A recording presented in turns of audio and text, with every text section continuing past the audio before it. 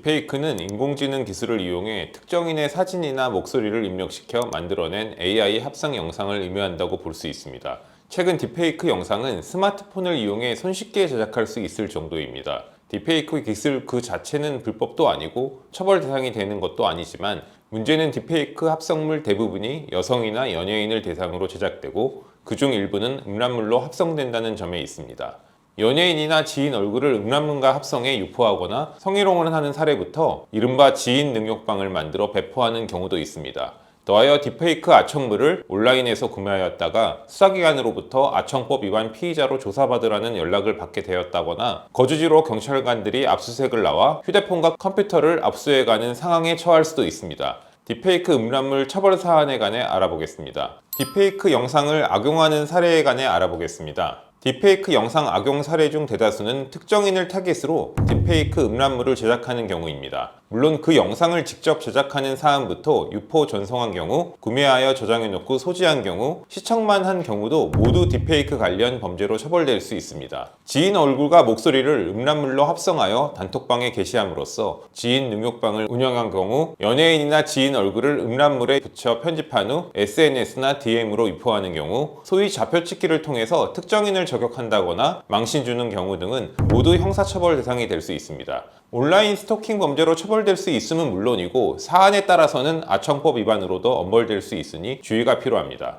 그렇다면 딥페이크 영상을 시청만 해도 처벌이 가능할지 알아보겠습니다. 상황에 따라서는 딥페이크 음란물을 단순 시청만 해도 형사처벌이 될 수 있습니다. 다운로드를 받지 않고 스트리밍식으로 시청한 경우도 포함입니다. 가령 해외 음란물 야동 사이트에 접속해서 자기 딴에는 호기심에 회원가입을 한 후 콘텐츠 유료 결제를 하는 경우도 있습니다. 실무상 사이트에서 유료 결제를 한 경우라면 대상 영상물을 구매 혹은 소장한 것으로 간주될 수도 있습니다. 사실 본인 선택에 의해 당시 다운로드 시청을 할지 스트리밍 실시간 시청을 할지 선택 가능했고 본인은 시청만 했다 해도 수사기관 조사에서는 결제를 한 시점에 음란물을 열람 및 소지한 것으로 평가될 가능성이 높습니다. 더하여 딥페이크 관련 피의자로 경찰에 검거되면 휴대폰이나 본인 소유 PC 등은 모두 압수당해 디지털 포렌식 절차가 진행됩니다. 한번 저장했던 영상이나 사진은 이미 삭제했다 해도 모두 복원될 수 있고 음란물 야동 사이트 결제 내역이라든지 시청 내역도 모두 드러날 수 있습니다. 따라서 단순 시청만 했다 해도 수사 과정에서는 딥페이크 음란물 구매 소지자로 입건되어 처벌될 수 있음을 유념해 두셔야 하겠습니다. 그렇다면 제작 후 배포하지 않고 소장만 하고 있어도 처벌이 가능할까요? 원칙상 다른 사람의 얼굴을 합성해 음란물을 제작만 하더라도 해당 사실이 수사기관에 적발되면 처벌 대상이 될 수 있습니다. 딥페이크 음란물 제작이나 유포, 그 복제물의 반포, 판매를 한 경우로 입건되어 유죄가 확정되면 5년 이하 징역형 또는 5천만 원 이하 벌금형으로 처벌됩니다. 다만 현실적으로 본다면 본인 혼자 딥페이크 음란물을 제작하여 혼자 소지하고 있고 유포나 전송 등을 하지 않았다면 경찰에 적발될 가능성은 낮다고 볼 수 있습니다. 누군가가 신고하지 않는 한 나 혼자 제작한 부분을 수사기관에서 인지할 수는 없기 때문입니다. 다만 딥페이크 음란물의 대상이 미성년자를 대상으로 제작된 경우라면 이때에는 아청물 소지 혐의가 적용될 수 있어 내가 제작을 설령 하지 않았다 해도 그 소지 자체만으로도 형사처벌을 받게 될 수 있습니다. 물론 단순 소지만을 하고 있다가 경찰에 검거될 가능성은 낮다고 볼 수 있고 불법 촬영이나 다른 성범죄 등을 저질렀을 때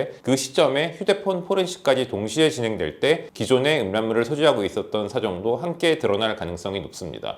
배포한 경우 처벌 수위에 관해서도 알아보겠습니다. 딥페이크 음란물을 제작하여 배포했다면 5년 이하 징역형 또는 5천만 원 이하 벌금형으로 처벌됩니다. 만약 영리 목적 없이 지인에게 전송한 경우라면 본 규정이 적용되지만 만약 돈을 받고 음란물을 판매하는 업자의 경우로서 대상자의 의사에 반해 영리 목적 배포까지 했다면 7년 이하 징역형으로 가중 처벌됩니다. 가령 나는 성범죄 전과가 없는 초범이고 직업도 멀쩡하고 재미로 제작한 것이라거나 배포하기는 했지만 인터넷에 올린 것까지는 아니고 지인 톡방에만 올린 것 정도이니 수사기관에 적발되어 처벌된다 해도 선처받겠지 기대하는 경우가 많습니다. 실상은 그렇지 않습니다. 딥페이크 음란물 성범죄 사건에서는 초범이라고 해도 단순 벌금형을 받게 되는 경우는 드물고 대부분 정식 재판에 기소되어 징역형을 구형받게 됩니다. 피해자가 있는 경우라면 합의도 하고 선처를 받아야 집행유예로 간신히 법정 구속을 피할 수 있을 정도입니다. 배포한 영상 개수가 많고 합의도 하지 못한 경우라면 확률상 실형을 선고받고 법정 구속될 수 있으니 주의가 필요하겠습니다.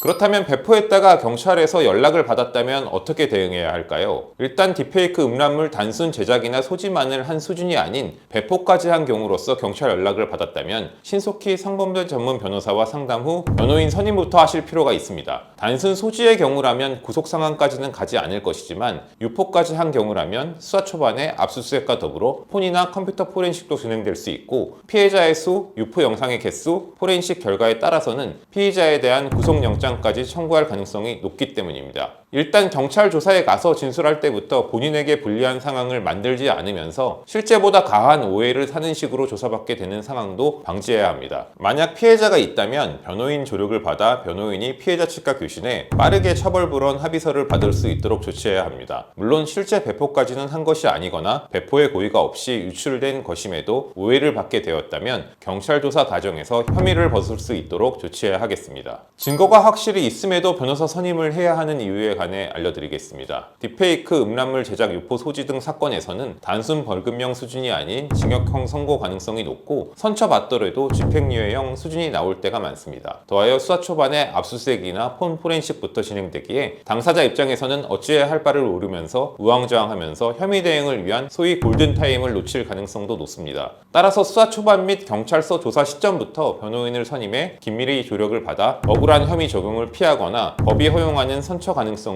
높일 수 있습니다. 물론 피해자 합의가 필요한 경우라도 변호인이 없이 본인 혼자 피해자 합의를 하는 것은 사실상 불가능에 가깝습니다. 수사기관에서 피해자에게 연락하지 말라고 주의를 준다거나 아예 연락처조차 알려주지 않기 때문입니다. 피해자 합의를 위해서도 변호사 선임은 꼭 필요하다고 볼 수 있습니다. 딥페이크 음란물 문제로 경찰 조사에 가야 하는 상황이 있으시다면 법무법인 은우에 연락 주시기 바랍니다.